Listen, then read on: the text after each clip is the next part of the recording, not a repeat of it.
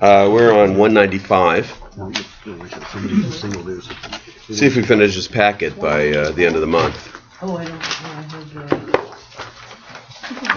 And we're going through a series of teachings from Rav Yehuda to Ravin, his student.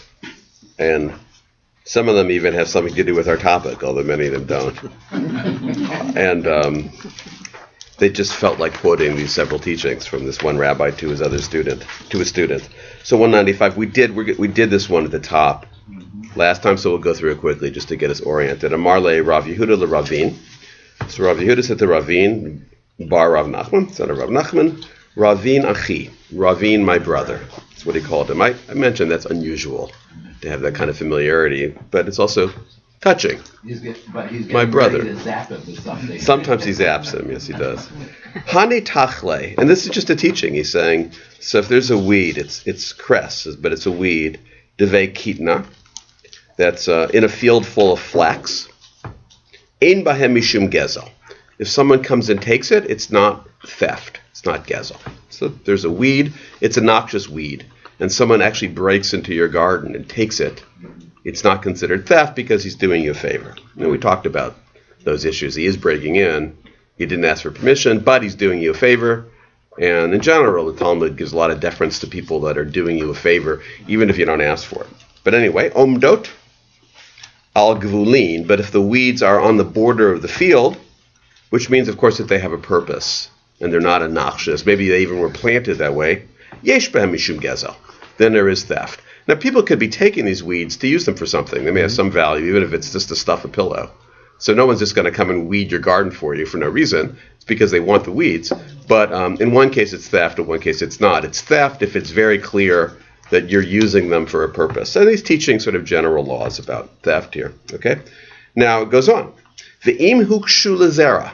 Okay. So if it got hardened with seed, which means that it's already done its damage. You're going to see that already. I mean, it's already taken up all the nutrients.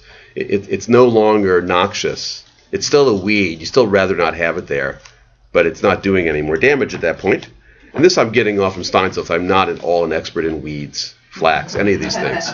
I don't even know if I could pick out a flax crop if you put it in front of my nose. But I understand the principles here, and I'm reading Steinsaltz's explanation. Anyway, so you have that. Afila deve kitana nami, even if it's in a field full of flax, yesh ba mishum gezel. At that point, it is theft. Okay, so if it's hardened, and they ask why, my tama, why? My da afsid. So what's lost in the field by the weed's already done its damage. What's lost is lost. So, in other words, in general, you can't just come and take things out of my field, even if I'm not going to use them. You can come and take things off my field if you are doing me a favor. If you're removing the weeds, you're doing weeding for me, then I'm not going to charge you with breaking and entering and theft. But you can't just come and take it if it's neutral, and you certainly can't come and take it if I need those weeds. I wanted those weeds. So, series of teachings. Okay? We did those last week, so I'm not going to take questions right now. We're going to go on. Amar le Rav Yehuda le Ravin. So Rav Yehuda said to Ravin bar Rav Nachman, the son of Rav Nachman, Ravin achi, Ravin my brother. And now he has some general teachings. Hani dili dilach v'dilach dili. There are things in the world where what's mine is yours and what's yours is mine. So he says, I'm going to teach you now about communal property, where what I own is yours and what you own is mine. Okay? So stay tuned. Here it is. Nuhug b'nei mitzra. Okay. It is a custom. Now, the custom, is that a law? It's already kind of complicated. But there's for people that meitzar is that they have adjacent fields. Okay, they have adjacent fields. And here's the issue. Ilan hanotel lekan. Turn the page real quickly. Lekan. Hanotel lekan lekan. Okay, so you have a tree. If it inclines one way, then remember that you have fields that are adjacent to each other. If it inclines one way, the person who owns that field gets it, whatever it be, the fruit, and if it inclines the other way, then the other person gets. Okay. Now, I mentioned last week, and we'll go into more detail, there's a disagreement as is complicated, because there's a disagreement between Rashi and other commentaries on what exactly is meant here. So what we're going to do now is read Steinsaltz, who explains the disagreement, but if you're following the Steinsaltz translation, in the Steinsaltz commentary, Steinsaltz always follows Rashi. And I mentioned last week that Rashi's right 95% of the time, in my opinion. That's my rough calculations. That leaves 5% where he's not right. But Steinsaltz will follow Rashi 100% of the time. This seems to be a case where Rashi's not making any sense to me. No, he's making sense, but it seems to me that the Tosafot, who are his grandchildren, who also wrote a commentary, are more correct in their understanding of it. So let's go back to 195, and we're going to read some notes that Steinsaltz provides. We'll read them in English. So it's 195 where it says notes. Some of these are mine, some are yours. Okay, I'm going to read all this. Rabbeinu Hananel and Rabbeinu Meshulam. These are 2 generations after Rashi. Explain the Gemara in a different manner. Rav Yehuda said to Ravin bar Rav Nachman, because we are friends. This is interesting. Remember, he keeps on calling him brother. Right. So you might think he's teaching him law in general. So these rabbis are saying it's actually not law in general, that in fact these conditions applied to the 2 of them, that they were neighbors. We don't know that. But these rabbis are assuming they're neighbors, and he's actually teaching them a practical lesson in how the 2 of them need to act as neighbors. That's interesting. Okay? Rav Yehuda said to Ravin bar Rav Nachman, because we are friends, we do not make an issue over which of us takes the fruit growing on the trees on the border between our fields. For what is mine is yours, and what is yours is mine. So for you two, for you and me, it doesn't matter. You take my fruit, I take your fruit. We're close friends. Nevertheless, now he says the common practice is that the owners of adjacent fields assign such fruit to the owner of the field toward which the tree inclines. Okay, now turn the page. No, we're going to keep going.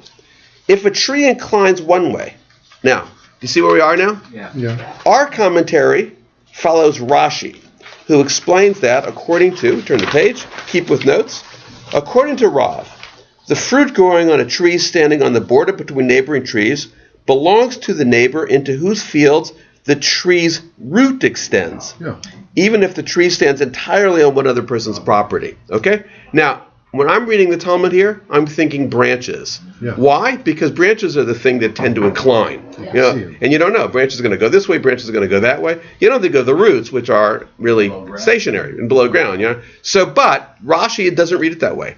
Rashi says the person who keeps the fruit is the person where the roots are extending more towards his field than the other. Now, of course, Rashi has a very good explanation for this. Rashi, also by the way, was a farmer. That's how he made his living. So Rashi would take a special interest in this, and he would claim, well, the roots are what matters, because where the branches incline is pure chance, but the roots are what take up the nutrients in the soil. So it's not fair that if the branches are inclining the other way, that and the roots are inclining the other way, towards the other guys, the guy that has the roots in their field is the one that should get the fruit. That's where it was planted, where the roots are. I don't know, not necessarily, because roots can also kind of, can squirm wherever they try to find the nutrients, right? Not the main, when it's initially planted. Right, when it's initially planted, right, yeah. Still be there. That's right, okay. So, but we non-farmers, as I'm reading this, and I'm actually just looking at the word noteh, which means incline, kind of bending. You don't think of the roots necessarily bending. You think of the branches as bending. And I want to keep going. Tosafot are the 2 generations later. Many of them are Rashi's grandchildren. They write a commentary which often disagrees with their grandfather. Tosafot rejects this interpretation and argues that the Gemara here is referring to a tree which is standing on the border itself, with its roots extending equally to both fields, but with the branches hanging primarily over the property of one of the neighbors. So the Tosafot are reading it like I read it at first, which is that it's the branches, it's not the roots.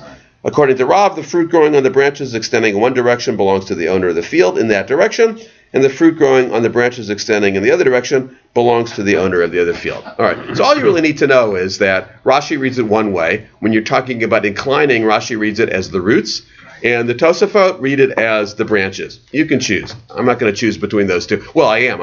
It seems to me that it's the Tosafot, but I could be wrong. May I interject? Of course. So in the English anyway, the Tosafot are saying that the roots are equally on both properties. Yes. So that would make the decision of the branch inclining on one versus the other make sense. However, I think Rashi has a point. If the roots do have a tendency to extend and grow. If you've ever been on a property where the roots have gone and disrupted other things because they're looking for water, that actually can happen. Right. So I think Rashi's interpretation makes sense, but also the interpretation of the Tosafot makes sense, because if you have the roots equally on both properties, you have to make a decision then. So the inclining on the one property makes sense. All right. So just one quick clarification. So so Steinsaltz says that the Tosafot are assuming that the roots are always on both sides. That's not clear to me from the Tosafot. So so I'm only with the English. Right.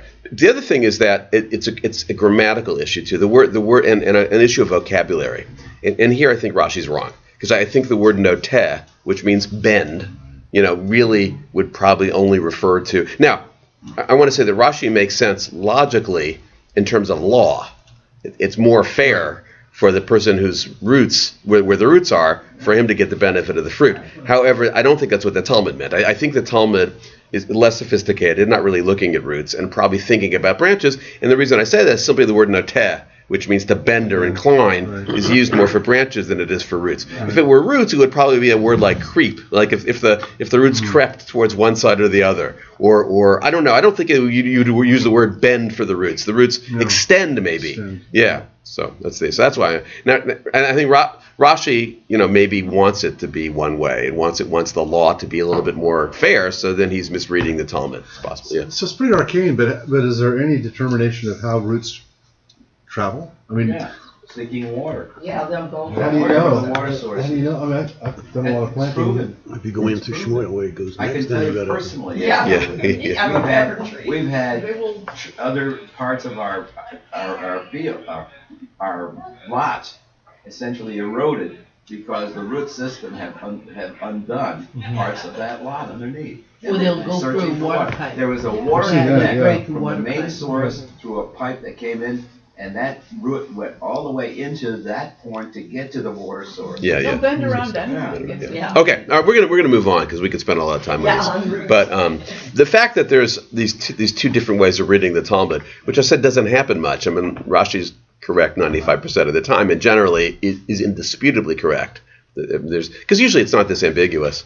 It's going to make it more complicated for me now in my reading and translating, so you'll just have to bear with me. So anyhow, we're back on the top of page 196. Lakan and lakan. Okay, so if it bends one way, the owner gets the fruit. If it bends the other way, the owner gets the fruit. To eat mar. Sorry? How about Shmuel? Oh, we're going to get to Shmuel. Now we're going to get to the difference between Rav and Shmuel. The difference between Rashi and Tosafot are not in the law. They're in how are we reading the Talmud. Rav and Shmuel have a difference in the law itself. Okay? To eat mar. So the Hebrew word, the Aramaic term itmar, introduces a disagreement among Amoraim. Amoraim are the later generations of rabbis. Rav and Shmuel were the first generation. It often introduces a disagreement between Rav and Shmuel. That's what it is here. Ilan ha'omed ala meitzar. So you have a tree that's on the border. Amar Rav. Rav says, hanotel lekan lekan, v'notel lekan lekan. So this is exactly what Rav Yehuda says to Ravin. When the branches go one way, or whatever, it inclines one way, that farmer on that side gets it. It inclines the other way, the farmer on the other side gets it. Here's Shmuel. Shmuel omer cholkin. So Shmuel says that you divide it. Okay, it's a whole different system. That it's not wherever it bends, that person gets most of it. It's that you take the tree is on the border itself, so you take all the fruit and you divide it. How do you divide it? So that's logical. You would think you divide it equally, although it doesn't say that, right? It would be helpful if it said you divide it equally. Now it just says divide it. So now that's like kind of opening a door for other interpretations of what divided means. But anyway, that's coming later.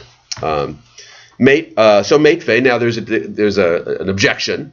Objection is raised to one of those opinions, and it's a quote. It's going to be a quote. Ilan, a quote from another rabbinic source. Ilan haomed ala meitzar. So it's the same thing. There's a tree that's on the border. Yachloku. So there's another opinion that just says that you divide it.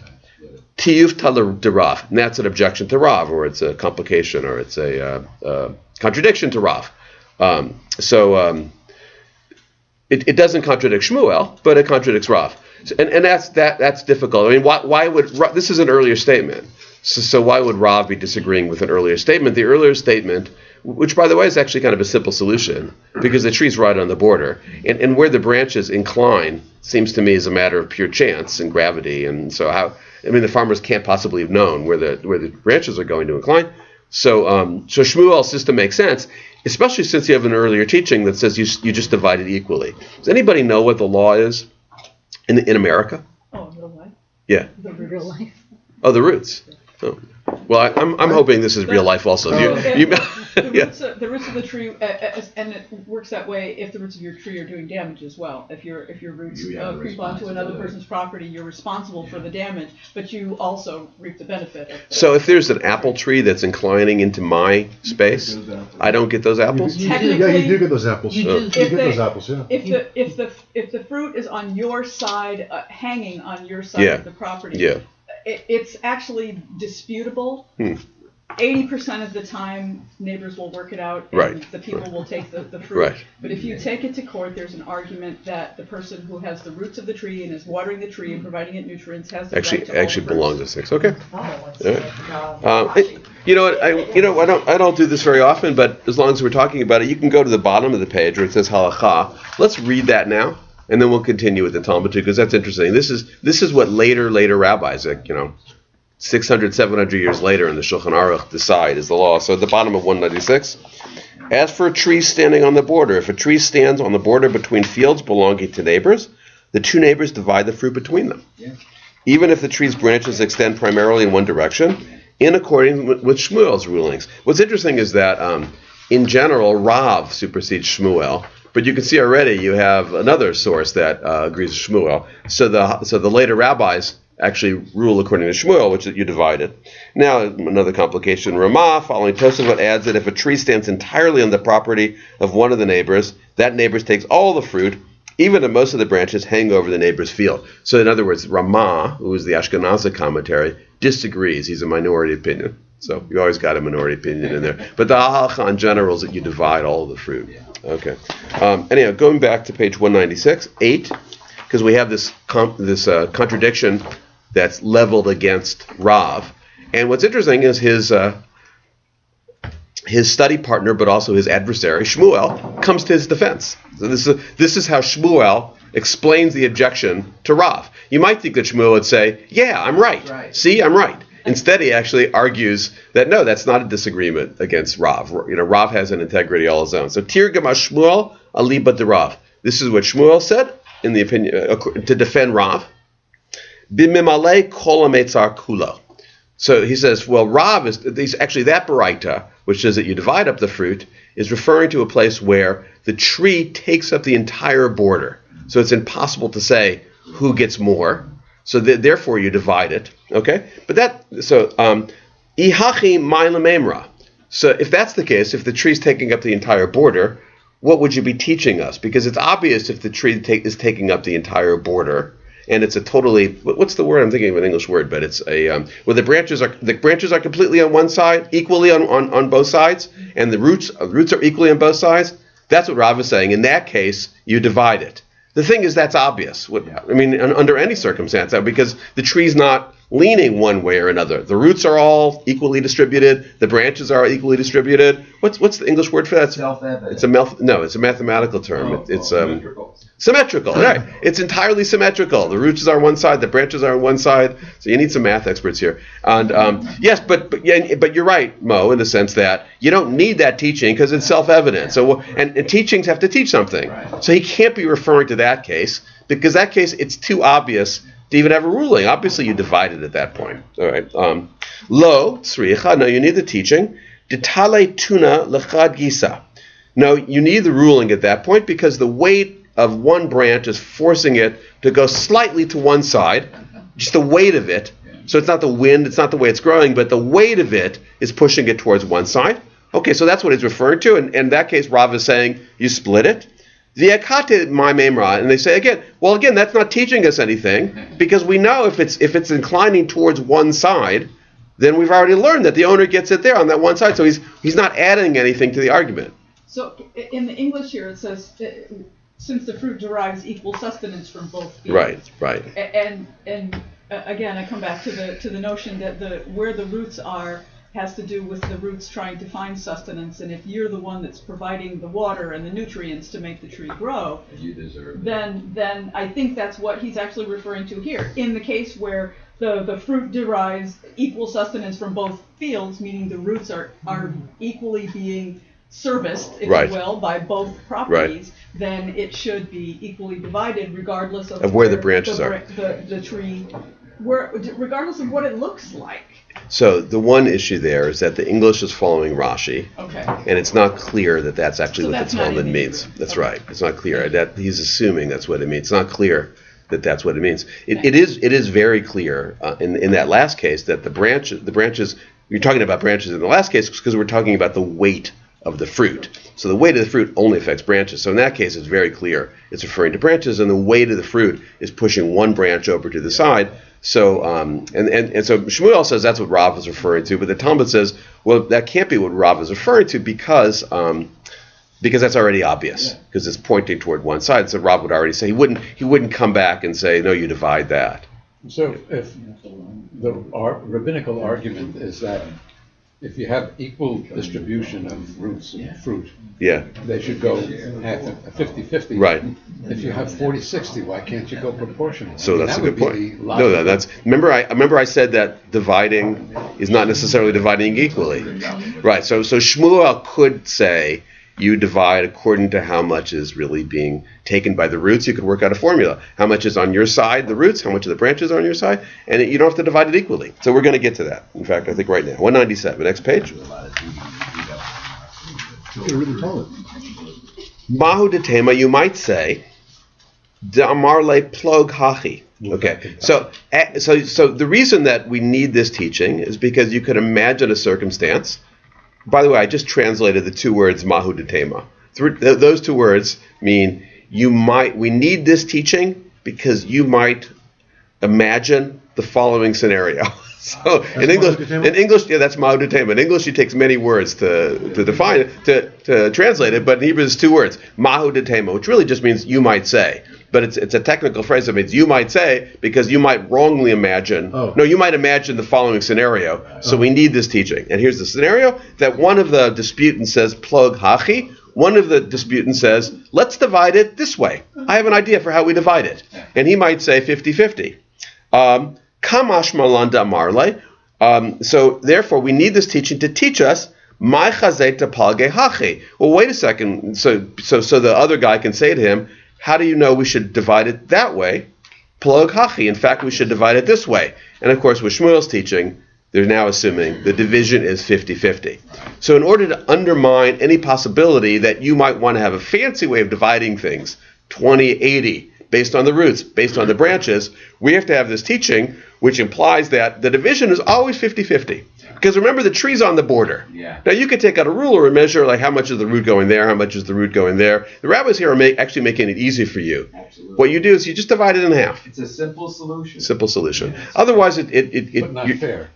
Well, it's not fair. It's You get 5% and 95%. You don't know which one It you're really doesn't going seem to follow. simple because somebody We've has to just pick been it offered up. 4 different versions. Yeah, I It's know. an easy way to do it. It is. So at least that's what Shmuel's going to say. Shmuel's going to say is that It is the the water. easiest thing is to divide it. And you notice that that's what the rabbis say. In the end, the rabbis say that too. Is that it's on the border. You just divide it. Yes, you could come up with interesting formulas so the division is not 50-50. You could, depending on branches, depending on trees, depending on who does the labor, depending on the sun in the morning and the afternoon. I mean, depending on all sorts of factors. 80% of it. Do you still have to give 30%? So pick labor is a different issue.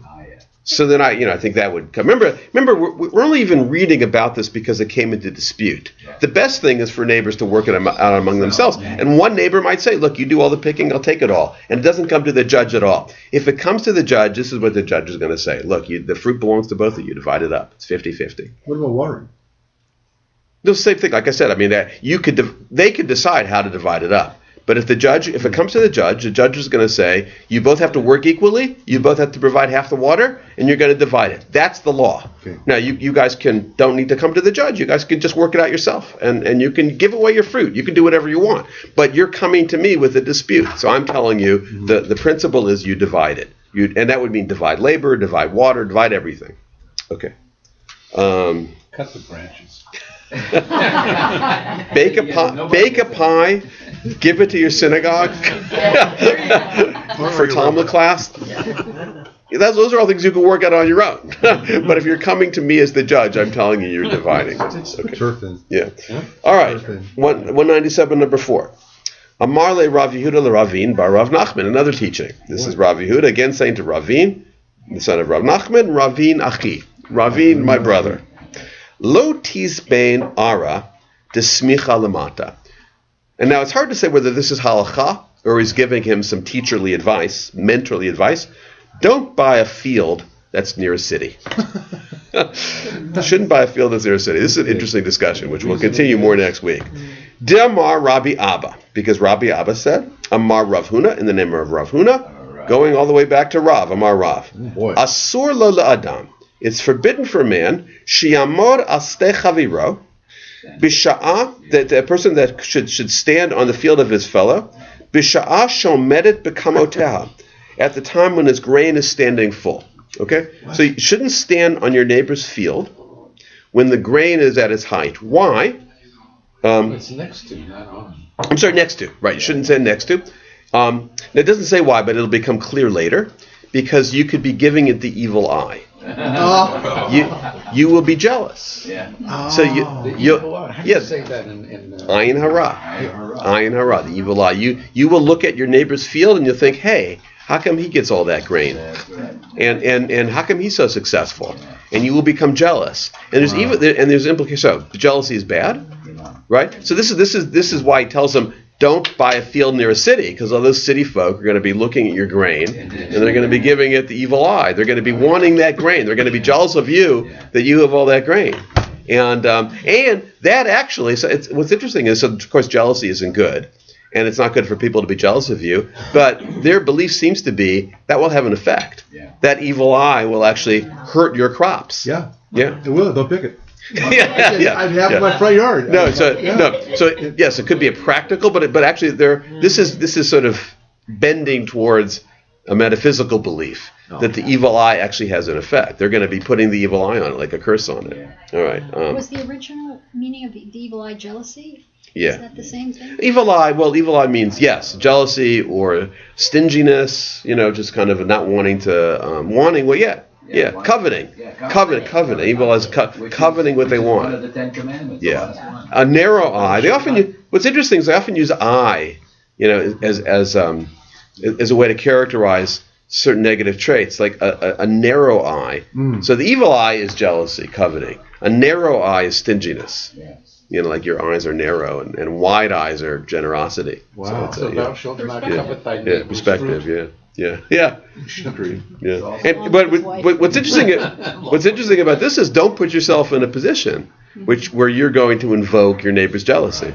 And how do you avoid that? So he's saying with a farmer in a field, just get a field that's far out of the city, so they're not going to be casting their jealous eyes on your field. All right. I think we'll stop there, since it gets complicated. That's it. Oh yeah.